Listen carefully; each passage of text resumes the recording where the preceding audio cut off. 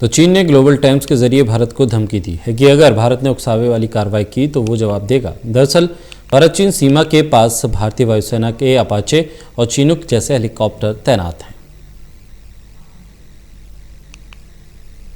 भारत और चीन के बीच गलवान घाटी में जारी तनाव अब कम होता हुआ दिख रहा है। चीनी सेना करीब 2 किलोमीटर पीछे हट गई है, लेकिन धोखेबाज चीन की फितरत को देखते हुए भारत चीन सीमा के पास भारतीय वायुसेना ने अपाचे और चिनूक जैसे हेलीकॉप्टर तैनात किए हुए हैं। यहाँ तक कि सीमा पर T-90 टैंक की भी तैनाती है, जिससे चीन बौखलाया हुआ है।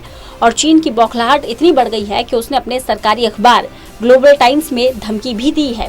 ग्लोबल टाइम्स में कहा गया है कि अगर भारत ने कोई उकसावे वाली कार्रवाई की तो हम जवाब देने के लिए पूरी तरह तैयार हैं। भारत का जवाब देने के लिए PLA ने तिब्बत के ऊंचाई वाले इलाकों में कई अत्याधुनिक हथियार तैनात किए हैं।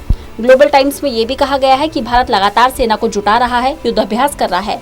PLA ने मल्टीपल रॉकेट लॉन्चर, तोपे, anti tank missile, anti aircraft gun, हल्के टैंक और अटैक हेलीकॉप्टर अपनी उत्तरी पश्चिमी सीमा में तैनात किए हैं।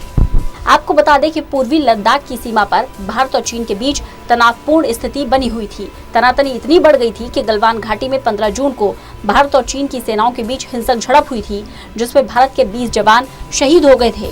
हालांकि चीन के भी 43 जवान हताहत हुए थे, लेकिन चीन किसी भी नुकसान पर हामी भरने को तैयार नहीं है, जिसके बाद से भारत की चीन के खिलाफ सख्ती और ज्यादा बढ़ गई थी। वैश्विक स्तर पर भारत का समर्थन कई देशों ने किया था और चीन की पूरे विश्व में किरकिरी हुई, जिसके बाद चीन की ओर से लगातार शांति की बात कही जा रही थी। लेकिन ग्लोबल टाइम्स में चीन की जुबान सुनकर ये समझा जा सकता है कि चीन अपनी फितरत से इतनी आसानी से बाज आने वाला नहीं है। Special desk, total news.